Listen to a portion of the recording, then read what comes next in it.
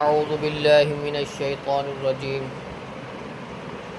بسم اللہ الرحمن الرحیم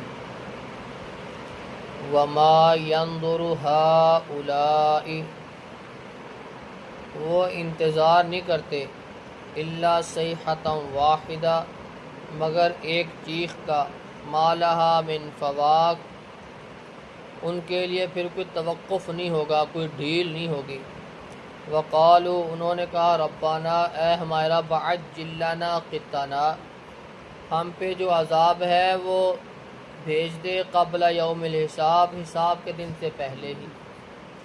اصبر علی ما یقولون اب صبر کیجئے اس پر جو وہ کہتے ہیں۔ واذکر اور یاد کیجئے عبدنا ہمارے بندے داؤد علیہ السلام کو ذل الایدی بڑی طاقت والا تھا، قوت والا تھا۔ انہ اواب بے شک وہ رجوع کرنے والا تھا۔ انا سخرنا الجبال معہ بے شک ہم نے مسخر کر دیا پہاڑوں کو اس کے ساتھ۔ یسبحن بالعشی والاشراق وہ تسبیح بیان کرتے شام کو بھی اور صبح کو بھی۔ والطیر محشورا اور پرندے اکٹھے ہو کر کل اللہ اواب سارے کے سارے اسی کی طرف رجوع کرتے۔ وشددنا ملکہ اور ہم نے اس کو مضبوط کیا بادشاہت میں۔ وآتیناہ الحکمہ ہم نے اس کو حکمت عطا کی۔ وفصل الخطاب اور فیصلہ کرنے کی صلاحیت۔ رسول اللہ صلی اللہ علیہ وسلم جب تبلیغ کرتے لوگوں کو ڈراتے، ان سے پہلے بھی جتنے انبیاء علیہم الصلاۃ والسلام آئے اپنی قوم کو ڈرایا، قوم نے آگے سے یہی کہا کہ وہ ابھی لے آؤ، جس عذاب سے ڈرا رہے ہو ابھی لے آؤ۔ ما ينظر هؤلاء الا صیحۃ واحدہ وہ تو صرف اس چیخ کا انتظار کرتے ہیں، جب وہ چیخ آئے گی پھر ان کے پاس کوئی وقت نہیں ہوگا، ان کے پاس کوئی مہلت نہیں ہوگی۔ وہ چیخ ہوگی، جس حالت میں ہوں گے اسی حالت میں مر جائیں گے، بے ہوش ہو جائیں گے، پھر ان کے پاس تھوڑی سی بھی مہلت نہیں ہوگی، ڈھیل نہیں ہوگی۔ یہ جلدی کرتے ہیں ہمارے عذاب کی، کہتے ہیں کہ حساب کے دن سے پہلے عذاب لے آؤ، ان کو اتنی کیا جلدی ہے؟ جب یوم حساب آنا ہے تو ہر چیز سامنے آ جائے گی، پھر دیکھ لیں گے انہوں نے اچھائی کیا کی، برائی کیا کی، ہر چیز کو پہچان لیں۔ اصبر علی ما یقولون اے پیغمبر صلی اللہ علیہ وسلم آپ صبر کیجئے ان کی باتوں پہ، یہ جو کہتے ہیں اب صبر کیجئے۔ واذکر عبدنا داؤد الایدی ہمارے بندے داؤد علیہ السلام جو بڑے قوت والے تھے ان کا ذکر کیجئے۔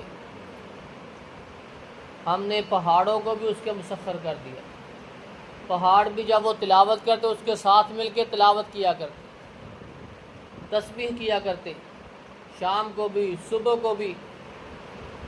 اللہ رب العزت نے پہاڑوں کے اندر بھی عمل کا رکھا ہو، جیسے آپ علیہ السلام نے فرمایا کہ احد پہاڑ ہم سے محبت کرتا ہے اور ہم اس سے محبت کرتے ہیں، تو بھی اس سے محبت کرو۔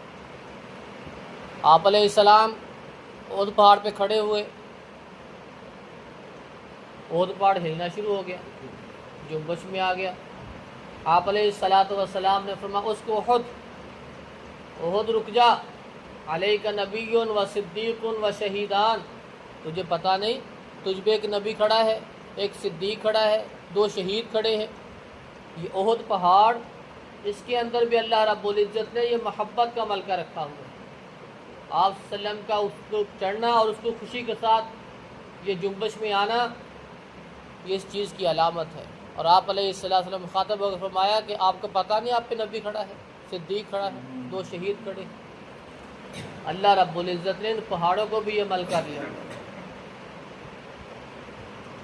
والطیر محشورا پرندے بھی فضا میں اکٹھے ہو جاتے، جب داؤد علیہ السلام زبور کی تلاوت کرتے پرندے بھی اکٹھے ہو جایا کرتے، وہ بھی ان کے ساتھ جب وہ تلاوت کرتے ان کی تلاوت کو سنا کرتے۔ کل اللہ اواب وہ سارے کے سارے پرندے اس کی طرف متوجہ ہو جاتے۔ وشددنا ملکہ وآتیناہ الحکمہ وفصل الخطاب، ہم نے ان کی بادشاہت کو بھی مضبوط کیا، ان کو حکمت عطا کی، ان کو فیصلہ کرنے کی صلاحیت عطا کی۔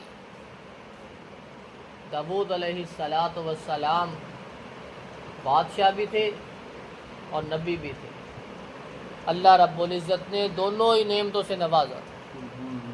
اللہ رب العزت سے دعا ہے کہ اللہ رب العزت ہمیں انبیاء علیہم السلام کے اور ان کی قوم کے جو معاملات تھے ان سے سبق حاصل کر کے ہمیں قرآن و سنت کے مطابق زندگی گزارنے کی توفیق عطا فرمائے۔ سبحان ربک رب العزت عما یصفون۔